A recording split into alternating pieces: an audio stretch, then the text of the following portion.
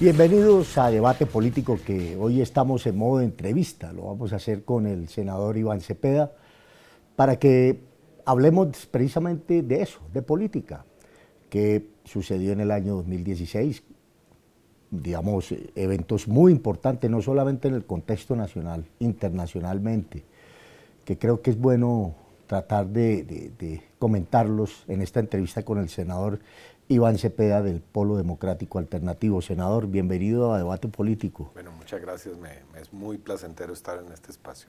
Bien, vamos a empezar por un tema que ocurrió en el año 2016 que, por lo que lee uno de los analistas, comentaristas en el contexto internacional, en el nacional, se vislumbra un panorama o un horizonte bastante complicado para la democracia liberal.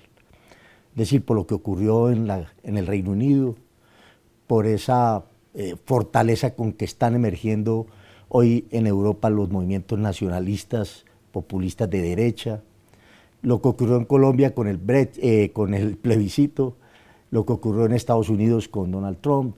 Es decir, hay una especie de crisis de esa democracia liberal que hay que replanteársela. ¿Usted qué Yo diría analiza? que más allá de Sí. esos hechos puntuales, cada uno de los cuales debe ser analizado en su contexto, bueno, estamos asistiendo, y eso no es ningún secreto, a la acumulación de los resultados de múltiples crisis o de situaciones críticas que todas tienen en común ser el resultado del agotamiento del modelo neoliberal, tanto de la política como de la economía y de la vida social.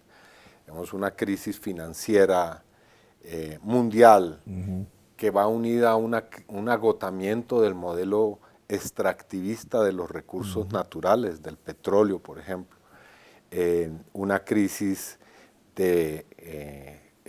digamos, de la protección de los sistemas ecológicos que se expresa en el cambio climático, la exacerbación de muchos conflictos armados y también del agotamiento de esa doctrina de seguridad que se llamó la lucha contra el terrorismo, que ha mostrado ser totalmente ineficaz. Y por supuesto un agotamiento también de los sistemas representativos de la llamada democracia liberal. Entonces, por supuesto, esa confluencia de crisis en muchas partes ha llevado a la exacerbación del nacionalismo, del racismo, de las ideologías fundamentalistas y que a mi modo de ver en este año 2016 pues ha tenido una expresión política en muchos eventos. Ahora, yo pondría la situación colombiana un poco Ajá. al margen de esto, Sí, porque sí. contrariamente a lo que ha venido ocurriendo en muchas partes del planeta, las discusiones que se dan hoy en Colombia son en torno a la paz y no a profundizar el modelo bélico, que es lo que podrían tener en común lo que está ocurriendo en Europa, en el Oriente Medio y también en Estados Unidos. Claro, pero digamos esa globalización de todas maneras afecta hoy cuando tenemos estos avances tecnológicos tan importantes que prácticamente nos abruman la vida constantemente. Ya en 30 segundos usted ya tiene una imagen en vivo, en directo de un atentado que ocurrió en cierto punto de la Tierra. Y entonces uno ya se entera y uno empieza a elucubrar y a hacerse sus propios análisis, que eso es lo interesante de este avance tecnológico. Y en Colombia estoy de acuerdo, el tema del plebiscito tenemos que mirarlo de una manera mucho más particular, pero recientemente una encuesta planteaba de cómo los jóvenes en Colombia hoy prácticamente no tienen, digamos, una percepción muy clara sobre los partidos, ni siquiera de los tradicionales, a los cuales ya ni los mencionan. Entonces, eso está Sí, es generando evidente que hay una un crisis. Sí, agotamiento y hay una sí, crisis de los modelos de representación formales, sí. institucionales y que se están buscando hoy soluciones distintas, los movimientos sociales, la movilización ciudadana, la expresión de la democracia por otras vías. Sí, todo eso es real, pero a mi modo de ver en Colombia no podemos descontextualizar esos aspectos que tienen que ver con crisis globales Sí. del fenómeno que estamos viviendo. En Colombia estamos viviendo esa circunstancia, pero en las condiciones de un cambio que tiene que ver con el proceso de paz, con la firma de unos acuerdos y con el tránsito hacia una sociedad que debe tener unos cambios en ese contexto preciso. Por eso, a mi modo de ver, descontextualizar esa situación puede llevar a engaños, ¿no? En Colombia estamos viviendo una discusión y una polémica en torno a un hecho concreto, que es los cambios que se requieren en torno a un proceso de paz con relación a un conflicto tan largo como el que hemos Bien, tenido.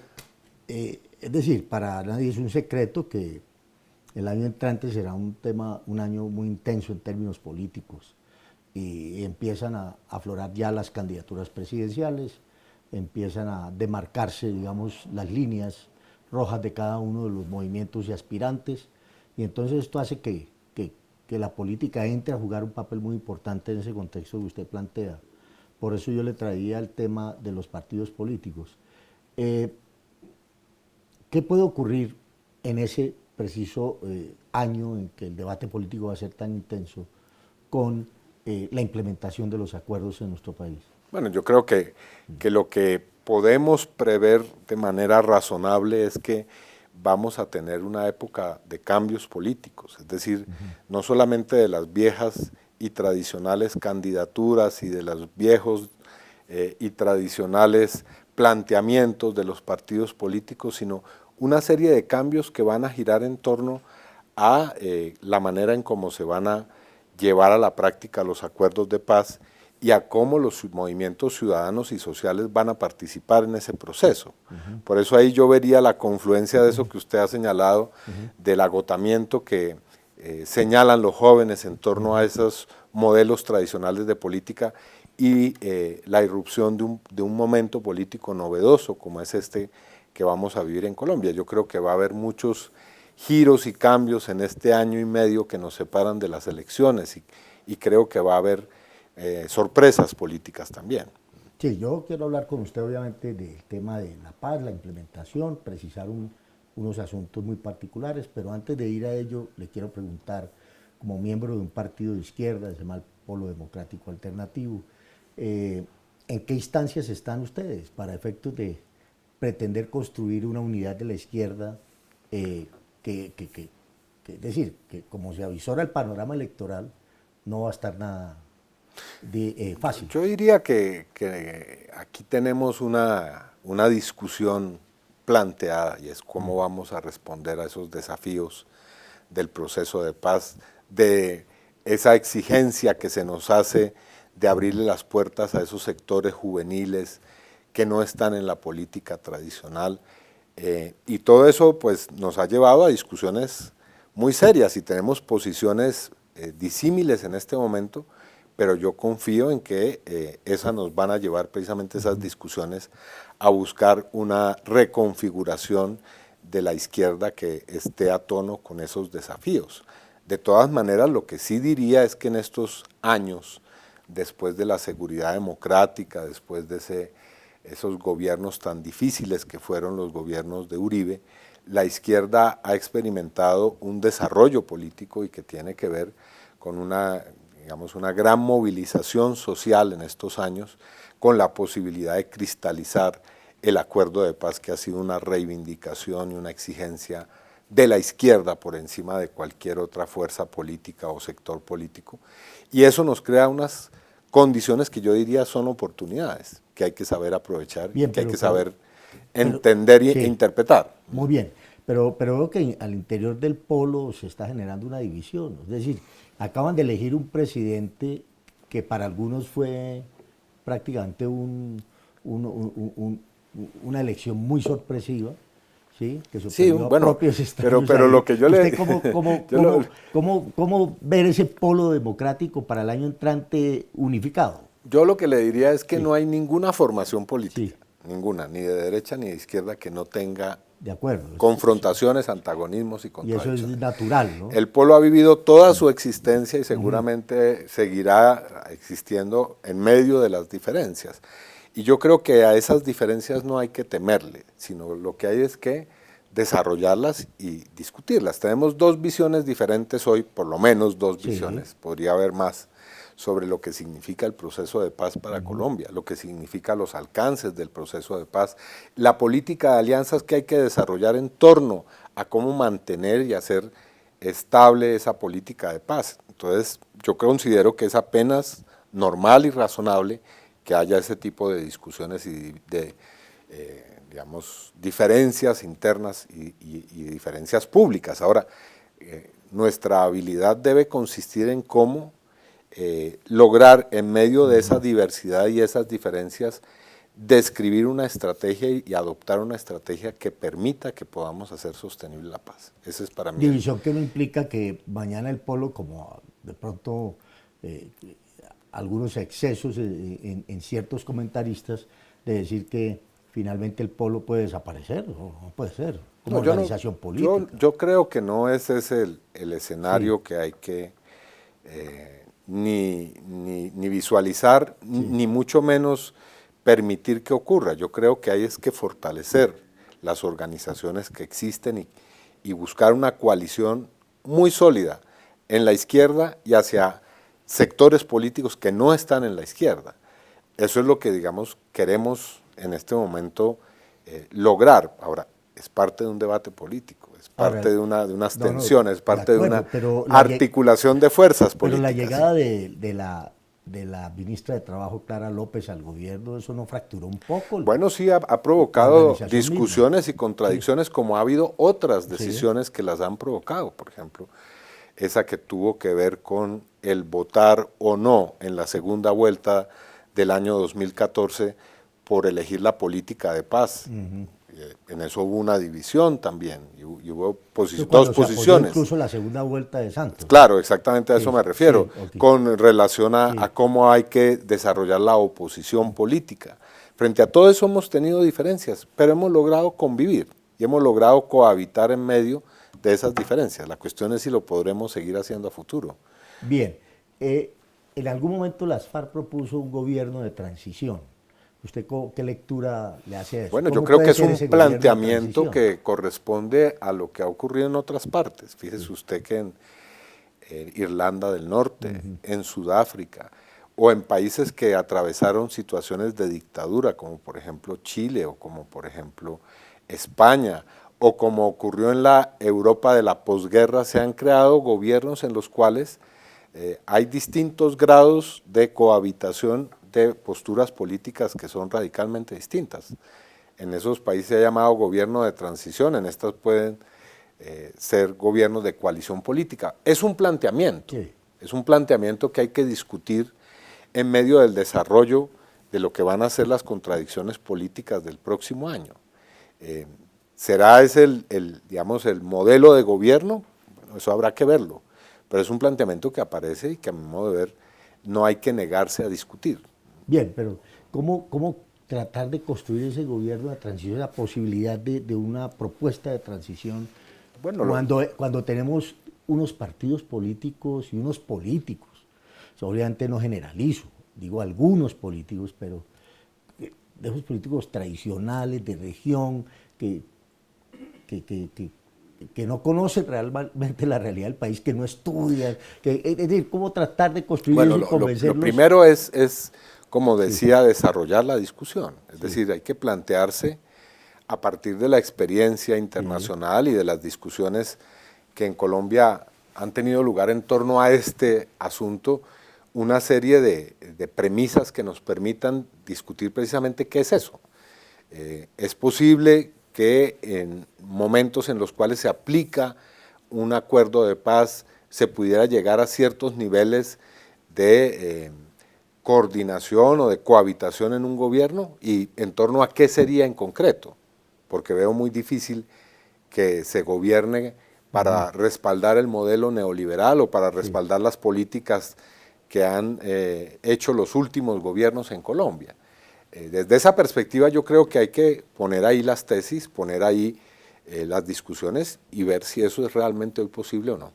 Muy bien, vamos a hacer un primer corte y ya regresamos aquí en Debate Político, que hoy estamos a modo de entrevista con el senador Iván Cepeda, y vamos a retomar, no sé más de ahí, un tema súper importante para nuestro país en lo que se viene, no solamente el año entrante, en los próximos años, que es la implementación de los acuerdos de La Habana. Por favor, no se muevan de ahí y ya regresamos.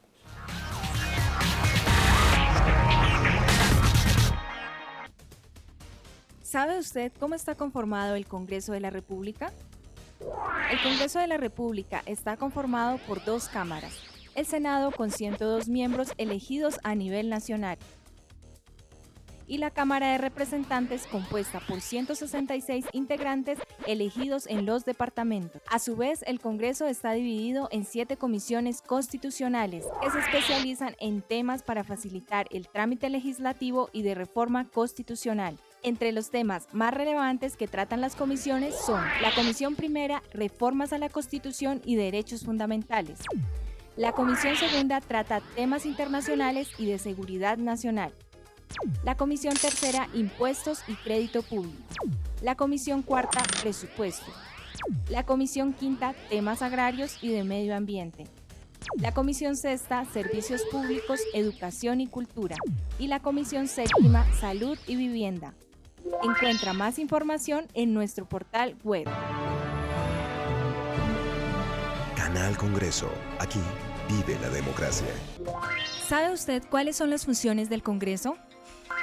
El Congreso de la República de Colombia desarrolla múltiples funciones esenciales para el funcionamiento de nuestra democracia.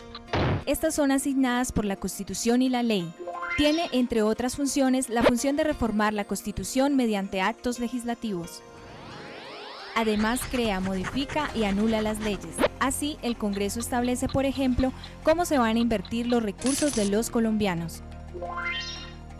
También tiene la facultad de citar a ministros y a otros funcionarios públicos para indagar, obtener información y exigir acciones frente a su gestión. El Congreso elige a algunos de los altos funcionarios del Estado. Además, puede, si es el caso, investigarlos y juzgarlos. Encuentra más información en nuestro portal web. Canal Congreso. Aquí vive la democracia.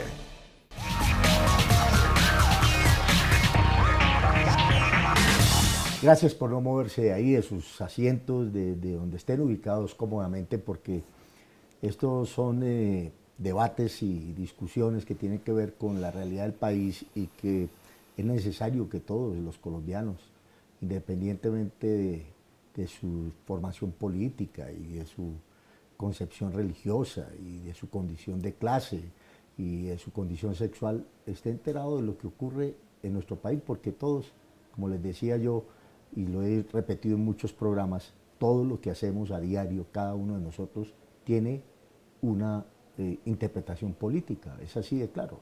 La política está ahí, siempre, en estado de latencia, pero ahí está, en la vida de todos los colombianos y de los ciudadanos del universo. Bueno, senador Cepeda, planteamos la idea de adentrarnos en la implementación de los acuerdos. Ya superada la ley de amnistía e indulto, que es importantísimo. ¿Esto qué implica, esta ley de amnistía e indulto en el inmediato futuro para empezar ya esa etapa de implementación? Bueno, lo primero es señalar que esta ley es parte del acuerdo general, de todos los aspectos de ese acuerdo, pero en particular de lo que tiene que ver con ese componente de justicia, de verdad, de reparación de las víctimas del conflicto. Hay que recordar que el acuerdo más extenso que hay en el acuerdo final, que fue firmado el 24 de noviembre aquí en Bogotá, es el componente de víctimas, es el más voluminoso de todos los 6 puntos y 6 acuerdos a los que se ha llegado en La Habana. Entonces, eso lo digo porque no hay que ver la amnistía y el indulto como aislados de ese componente. En efecto, esta es una medida de perdón general que se ha aplicado en todos los conflictos armados en el mundo. Una vez que se terminan, y esta es también una disposición del derecho internacional humanitario, hay un protocolo, que es el protocolo segundo de los acuerdos de Ginebra, que son la base del derecho internacional humanitario, que tiene en un artículo, el artículo 6, que dice que al final de los conflictos debe haber una amnistía lo más general posible. En Colombia hemos tenido cerca de 65 amnistías y cerca de 25 indultos en el último siglo, en distintos conflictos armados, y desde finales del siglo XIX, comienzos del siglo XX se ha aplicado esta figura. La diferencia es que en este acuerdo hay una amnistía que cubre solamente a las personas que no hayan cometido, y un indulto a las personas que no han cometido crímenes de lesa humanidad. Esa es, digamos, la particularidad de esta ley. Si usted quisiera decir en qué se diferencia la ley de amnistía del 2016 con relación a las anteriores, es que aquí hay unos delitos que efectivamente no son ni amnistiables ni indultables. Que eso son sí los delitos más graves. Los graves van a otra instancia, que esa la explicamos ahora más adelante. Sí, entonces, digamos, si bien al comienzo, digamos, hay una amnistía general para todas las personas que han cometido delitos políticos y delitos que pueden ser relacionados o conexos con esos delitos políticos, de la rebeldía, del uso de armas para la rebelión, de lo que se llama la sedición y la asonada y otros delitos, pues esas personas son beneficiarias en primer lugar de manera general. En un segundo momento hay personas que, a pesar de haber sido beneficiadas con la amnistía por los delitos políticos, han cometido otros delitos y esos delitos tienen que ser juzgados. Bien, entonces ahí es donde surge el caso del narcotráfico, que se considera ahora dentro de esta ley como en una conexidad con el delito político. Bueno, claro. Porque eso ha generado mucha polémica. El narcotráfico en sí mismo no es un delito que sea, exactamente, ahí está nuestra discusión. El narcotráfico no es considerado un delito conexo en la amnistía o en la ley de amnistía e indulto.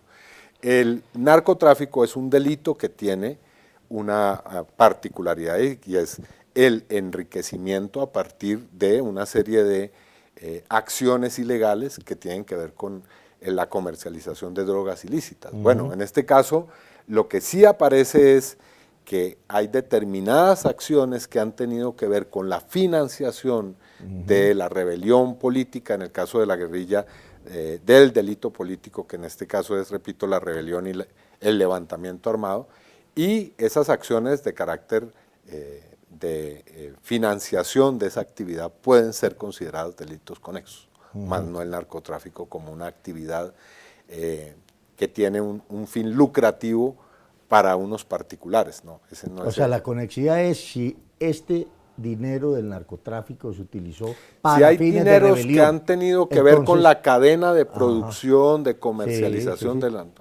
que han servido para la rebelión, y a la luz de la jurisprudencia que hay en Colombia, porque eso se dice claramente, esto no es la ocurrencia de un juez. Sí, ya hay una sentencia. Sino que hay unas sentencias que han permitido establecer una jurisprudencia con relación a esto. Pues a partir de ese análisis, en cada uno de los casos se verá si hay una conexidad o no con relación a esos dineros. Bien, también se favorece de alguna manera la situación jurídica de algunos miembros de la fuerza pública que han estado vinculados con delitos graves o delitos que tienen relacionados con el conflicto. En este caso, digamos, la amnistía y el indulto valen para los guerrilleros. ¿No? Para los militares y los agentes del Estado hay una figura que es la del tratamiento penal especial. Que está incluida ahí dentro de la misma ley. Que está en la misma ley y que tiene que ver no ya con la rebelión y con los delitos políticos, porque los agentes del Estado no han incurrido en esa clase de delitos, sino en cierta clase de delitos que son considerados menores, que tienen una pena que, digamos, no excede los 5 años y que, digamos, pueden ser objeto de un tratamiento más benigno o de unos beneficios, ¿no? Entonces, si los agentes del Estado han cometido esa clase de infracciones, de delitos menores, pueden ser beneficiarios de un tratamiento especial. Que no caben ahí los famosos falsos positivos, por ejemplo. Que tanta aquí vale el mismo principio que vale con relación a los guerrilleros, es decir, se ha cometido delito político o delitos conexos, se puede ser amnistiado o indultado, es decir, si ya ha sido condenado, puede ser perdonado por esos delitos. Igual, en el caso de los agentes del Estado, cometen ese tipo de delitos menores, pueden ser objeto de un beneficio. Pero si ya hablamos de delitos, crímenes de lesa humanidad, crímenes de guerra agravados, situaciones que tienen que ver con una sistematicidad de una serie de comportamientos criminales, esos hechos pasan a la Jurisdicción Especial para la Paz y son juzgados y sancionados con unas, digamos, unas sanciones restaurativas que deben ser cumplidas.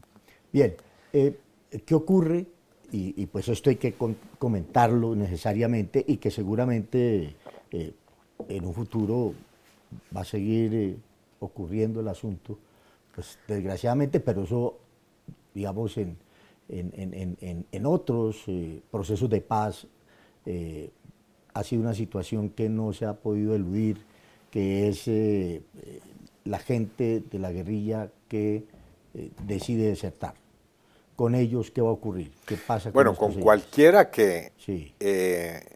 intente de alguna manera debilitar o atentar contra la paz, porque ya tenemos un acuerdo, ya tenemos un cese de hostilidades. Si hay personas, bien sea de la guerrilla o también de las instituciones estatales, pues deben ser tratados con todo el peso de la ley y con todos los mecanismos que la ley brinda para contrarrestar, sancionar, reprimir esa clase de comportamientos. Una primera cosa es que personas que cometan delitos después de estas leyes y de este acuerdo de paz serán tratados con los mecanismos de la justicia ordinaria. No tendrán acceso a los beneficios que tiene la Jurisdicción Especial para la Paz. Ahora, ¿se podrían considerar aquí unas amnistías tardías? De pronto de gente que se... Bueno, pero eso ya tendría que ver con un nuevo acuerdo de paz y seguramente habrá que ver en este caso cómo en el proceso de paz con el Ejército de Liberación Nacional o con eventuales figuras para acogerse a la justicia de grupos armados o grupos y bandas criminales, pues opera cualquier tipo de decisión de beneficio judicial. Bueno, claro, en el caso de las bandas criminales y de estos grupos de extrema derecha no operaría la amnistía directamente. Aquí habría que pensar en qué tipo de beneficios jurídicos pueden tener. En el caso del ELN vamos a ver cómo se adapta el acuerdo de paz que tiene un punto sobre víctimas y sobre derechos de las víctimas a este acuerdo que se ha firmado con las FARC. Bien, es clarísimo, no sería una ley retroactiva. No, así es, claro. La que se ha hecho ¿Cierto? tiene unos límites muy claros. Sí. Aprobada en el Congreso, sancionada por el presidente, a partir de ahí ya... Rige y rige, ¿no? Hacia muy atrás, no hacia adelante. Bueno, entonces ahora venimos al tema de la implementación, sin, obviamente, hacer la aclaración, sin desligar, porque es todo integral, tema de amnistía e indulto, con la Justicia Especial de Paz. Esta Justicia Especial de Paz, ¿cuándo empieza a concebirse? Porque tengo entendido que el Congreso está convocado para unas sesiones extras a partir del 16 de enero. Ese proceso, a través de la famosa vía rápida, o fast track, como se le ha llamado a través de los medios de comunicación, le permite al Congreso y al presidente tener unas facultades, básicamente al presidente, para darle forma a esta Justicia Especial de Paz. ¿Cuál es el mecanismo, el procedimiento más inmediato que tiene que asumir el Congreso cuando llegue? Lo primero que habría que decir es que la ley de amnistía y de indulto no libera a las personas que van a ser amnistiadas, indultadas y a los agentes del Estado que sean objeto de un tratamiento especial de sus deberes con relación a las víctimas. Es decir, no son personas que quedan exentas de contribuir a la reparación, a la verdad, en el caso de una comisión de la verdad, en el caso de este tribunal. Es decir, no son personas que quedan totalmente liberadas de responsabilidad con relación a las víctimas. En segundo lugar, efectivamente, debe ser decidido por el Congreso de acuerdo a lo que está pactado en el acuerdo final o en el pacto de paz, cómo va a ser el desarrollo y la reglamentación de muchos aspectos de la jurisdicción. Desde esa perspectiva se debe aprobar una reforma constitucional que ponga en vigencia esa jurisdicción. Y una vez que esté eso hecho, la jurisdicción ya tiene una serie de instancias previstas. Una de ellas es hay que elegir un comité de escogencia de los magistrados, que son cerca de 40, 38, algo así, Sí. para conformar cada una de las salas y cada una de las instancias del tribunal. Se debe conformar una unidad de investigación, que va a ser una especie de fiscalía de la jurisdicción especial, y se debe poner en marcha la Secretaría Ejecutiva de la jurisdicción, que tiene una función administrativa y de gerenciar la puesta en obra de ese tribunal y de ese sistema que va a ser muy exigente, ¿no? Muy bien. Yo en una reciente entrevista le decía a usted que cómo tratar de conciliar. El Estado colombiano son tres poderes: el Ejecutivo, el Legislativo y el Judicial. El Ejecutivo fue el que negoció con la guerrilla, es decir, el gobierno Santos. Pero el Legislativo y el Judicial, que se habla de la independencia de los poderes, en este país van a querer, ahora que empiece a desarrollarse toda esta implementación, meterle mano al acuerdo. Aunque está explícito en el acuerdo mismo y en las facultades al presidente en el acto legislativo de que nada se puede modificar solo con el aval del gobierno. Bueno, y la consulta también de la guerrilla. Y la consulta también de la guerrilla, muy bien. ¿Qué tan probable es eso, que eso no ocurra? Bueno, no, a mí no me cabe la menor duda de que ese va a ser un trámite supremamente engorroso, complejo, contradictorio, propio de los intereses políticos que están en medio de un año que precede a una elección tanto del Congreso como del nuevo presidente. Entonces, va a ser un proceso sin lugar a dudas difícil, pero en el cual nosotros esperamos que se abra paso realmente el imperativo de consolidar la paz. Es decir, hay que partir del hecho de que estamos ante una situación que ya plantea unos hechos que son, a mi modo de ver, muy dicientes. La noticia de finales de diciembre es que en el hospital militar solamente queda un herido este año de lo que han sido las situaciones que han disminuido drásticamente de enfrentamiento bélico entre guerrillas y fuerzas militares. Es un dato que va generando una demostración de que este proceso es un proceso que le conviene al país, que es, digamos, entrega unos resultados que son muy prometedores para Colombia. Eso debería estar en la conciencia y en la decisión de todas las fuerzas políticas y de todas las instancias judiciales que deben tener algún tipo de participación en la implementación de los acuerdos.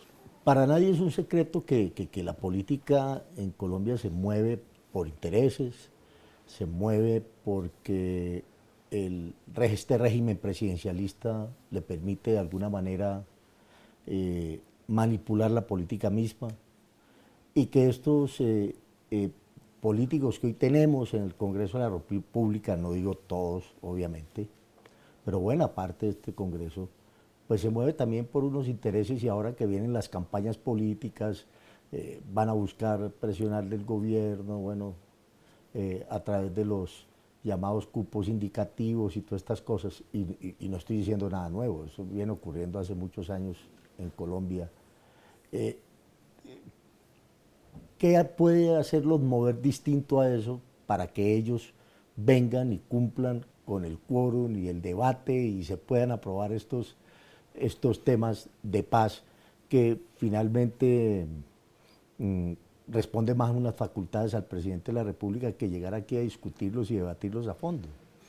Bueno, hay que hacer una implementación eficaz, rápida, que no dé lugar a que se extienda en el tiempo una cuestión imperativa, que es aplicar y resolver los problemas y los acuerdos de paz. Es decir, eso es fundamental.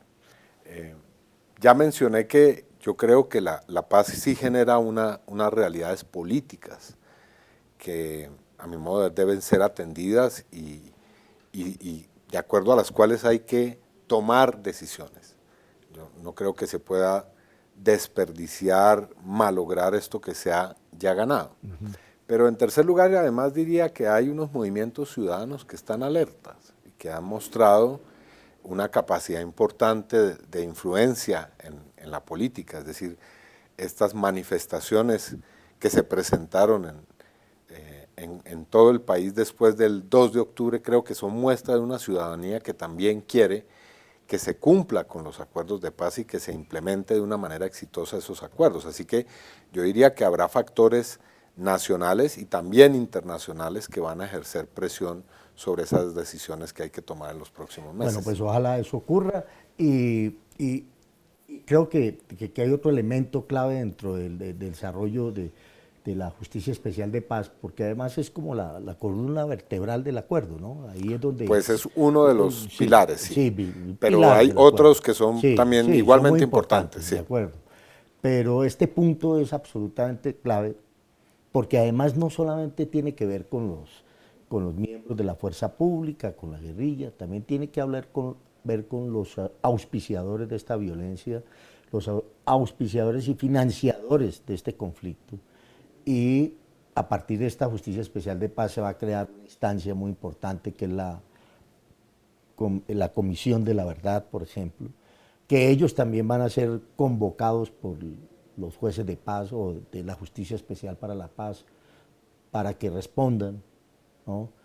Esto ha generado una presión indudable y esto es lo que está a estos sectores de la élite colombiana que les está provocando, obviamente no generalizo, pero a algunos sectores les está provocando mucho escozor.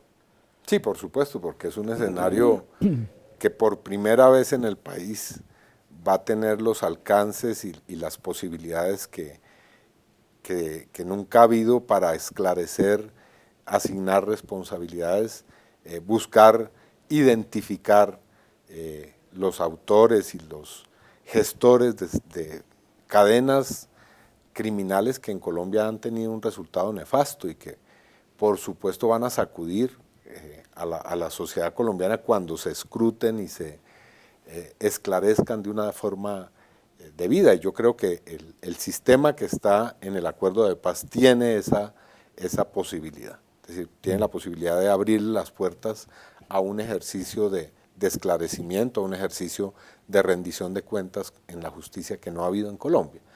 Entonces sí, ese va a ser un escenario político y judicial determinante, pero no es el único, por supuesto. Aquí hay otros escenarios del proceso de paz fundamentales, como son, por ejemplo, la implementación en los territorios de los acuerdos, que tienen que ver con un componente de reforma rural y de sustitución de cultivos que es también definitiva para que el acuerdo de paz se abra paso, y también el escenario de la reincorporación política de los antiguos insurgentes, los cambios que tiene que haber en el escenario político para que esa participación sea con garantías. Así que la paz tiene varias plataformas, varios escenarios sí, que son definitivas.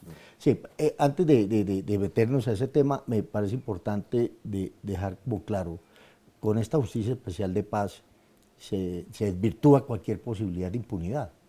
Sí, yo creo que cuando se ponga en obra, se va a ver qué tan serio es este desafío. Yo creo que el tribunal que se ha creado, las salas de la jurisdicción especial, la unidad de investigación y el complemento que genera la Comisión de la Verdad son efectivamente unas instancias bastante, digamos, con bastante poder de investigación y de sanción. Entonces, sí creo que va a ser un escenario muy dinámico y con muchas posibilidades para las víctimas. Y el fantasma de la extradición, porque eso no deja de... No, en el acuerdo está previsto que la extradición no se podrá dar con relación a las personas que se acojan al proceso de paz. Eso está claramente determinado. Muy bien, señor. Vamos a hacer otro corte y por favor no se muevan de ahí. Seguimos en esta interesante conversación con el senador Iván Cepeda sobre lo que implica el desarrollo y la implementación del proceso de paz o los acuerdos de La Habana en nuestro país. Ya regresamos, por favor, no se muevan.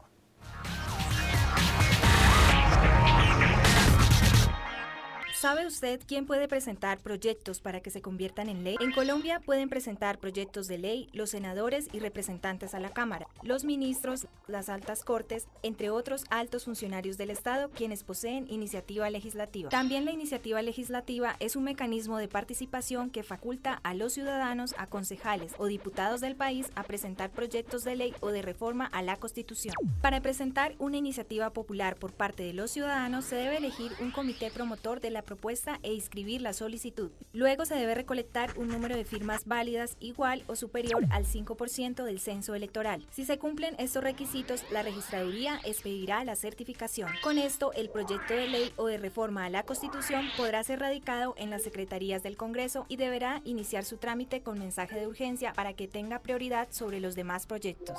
Encuentra más información en nuestro portal web. Canal Congreso. Aquí vive la democracia. ¿Sabe usted cómo está conformado el Congreso de la República?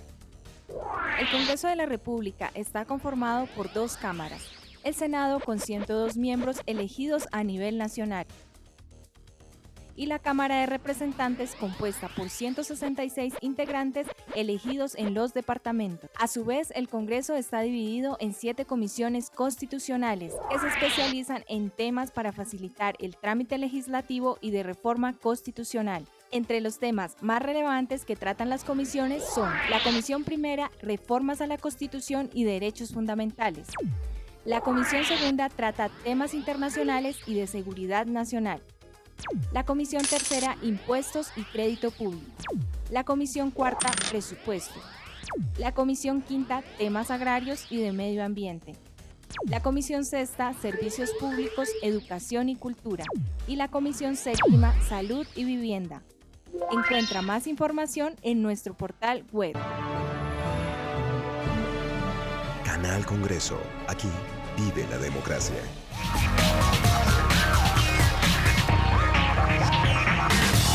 Bien, gracias por estar ahí, senador Cepeda. Usted comentaba en el anterior segmento la importancia de el acuerdo en términos políticos. Esto implica la elegibilidad de los miembros de la guerrilla de las FARC, ya amnistiados, ya después de entregar las armas, llegar a la política.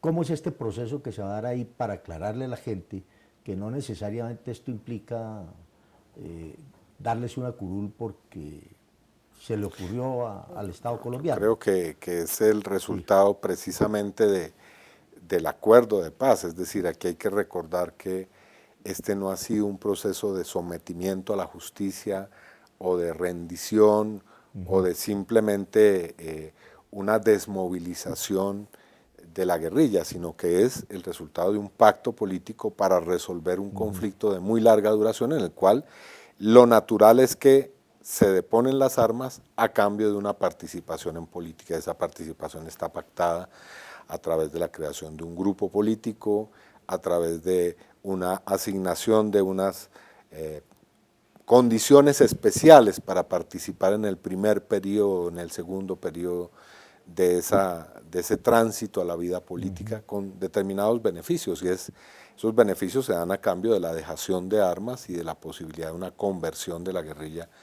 en una organización legal y en una organización que participa de la vida civil. Para hacerle claridad a los televidentes, se mantiene la idea de que el gobierno en los 12 siguientes periodos les proporciona 5 curules en Cámara y Senado a cambio, es decir, ellos participan en las elecciones, obtienen una votación, si la votación no llega al punto en el cual cada persona es elegible, pues se da por elegido a pesar de que no haya reunido los votos necesarios. Ahora, si sí los logra y el partido no tiene umbral tampoco, no tiene el requisito del umbral. No tiene requisito. No tiene el requisito del umbral. Pero participando en unas elecciones como en el 2018, ellos podrían tener más curules que las 5. Bueno, es evidentemente una posibilidad, claro, ¿no? Porque el pacto hecho es que hasta 5 curules son garantizadas por este mecanismo de favorabilidad electoral, por llamarlo de Sí. alguna manera, pero de ahí en adelante, si el partido político o la alianza política en la que participe la guerrilla tiene más votos de los necesarios simplemente para esas curules, pues puede obtener una mayor representación. Sí, Eso es es que evidente. Eso es recordaba evidente. que hace 30 años exactamente, cuando la Unión Patriótica participa por primera vez en elecciones, logró 6 senadores, 9 representantes a la Cámara. Sí, eso es Sí, cierto. sí, claro. Eso es cierto. Obviamente el contexto político era muy distinto, pero bueno, hoy en día las cosas han cambiado. ¿Qué percepción se puede tener de este proceso de paz hacia mitad del año entrante? Eso es ¿Qué se le eso es ocurriría una pensar? cuestión que a mi modo Sí. de ver hay que ir también valorando, porque una cosa es hablar de este proceso en medio del conflicto armado, otra después de que ha habido un cese de hostilidades y otra después de que dejen las armas quienes hoy están todavía en esa situación de tránsito a la vida legal. Y las percepciones de los ciudadanos van cambiando. Hace un año o más de un año, el nivel de escepticismo e incredulidad en el acuerdo era 1.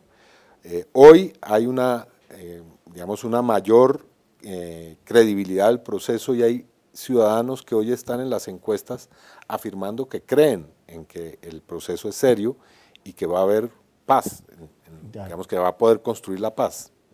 ¿Cómo Ana, digamos, se imagina usted ese escenario de unas FARC disputando sobre todo en el poder regional? Porque es regional, las FARC, los grandes sectores urbanos no va a tener de pronto mucha incidencia, salvo que eso, es decir, no se puede descartar tampoco. Pero digamos, en ese sitio donde hizo presencia histórica, donde hay mucho político tradicional, donde ya la disputa es a través de la palabra, de la discusión, de la propuesta. Yo creo que es prematuro hacer sí. Cualquier clase de vaticinios, pero sí. lo que uno ve es que a medida en que la guerrilla va haciendo esa transformación en una organización legal, digamos, el nivel de favorabilidad en las encuestas puede ir cambiando. Y en efecto ya hemos visto que las encuestas que se han practicado, tanto después del primer acuerdo que se firmó como después del plebiscito y ahora con la firma del nuevo acuerdo, pues es cada vez más favorable la imagen que tienen los ciudadanos de quienes antes estaban en la ilegalidad. Y creo que esa es una tendencia que se puede consolidar. Aquí hay que ver qué clase de movimiento es, qué tan atractivo es, qué discurso, qué personas presenta ante el país, en fin. ¿Qué tanta dificultad se va a generar ahí? Porque se van a romper unos esquemas en términos de la tierra, de la propiedad en Colombia, que prácticamente nosotros hoy los asumimos como si viviéramos en el siglo XIX. Sí, realmente. Eso es una transición bastante es difícil y va, compleja, ¿no? ese es uno de los acuerdos, ese y el acuerdo de sustitución de cultivos que van a requerir una mayor movilización ciudadana y una mayor veeduría y un mayor impulso, porque se trata ni más ni menos que revertir un modelo que usted bien dice es de carácter feudal en Colombia y claro, que tiene enemigos muy poderosos. Ahora que se discutía la reforma tributaria en Colombia, apareció un dato que a mi modo de ver es muy revelador, y es que sumado todos los tributos que se dan en el mundo rural por carácter, digamos, de carácter predial, corresponden a 1/3 de la tributación predial en Bogotá. Es decir, que todas las personas, los grandes propietarios de la tierra, las empresas que son propietarios también de grandes extensiones, de millones de hectáreas, tributan lo que tributamos los bogotanos, 1/3 de los bogotanos en todo el país. Es decir, ese es un dato supremamente revelador que muestra el nivel de atraso que hay en esa materia en Colombia. Y por supuesto, el intentar cambiar esas estructuras, ese tipo de conformación de la propiedad rural, de utilización de la tierra, va a causar sin lugar a dudas confrontaciones políticas muy intensas en los territorios y en general en el país. ¿Usted cree que se va a generar un coletazo a raíz del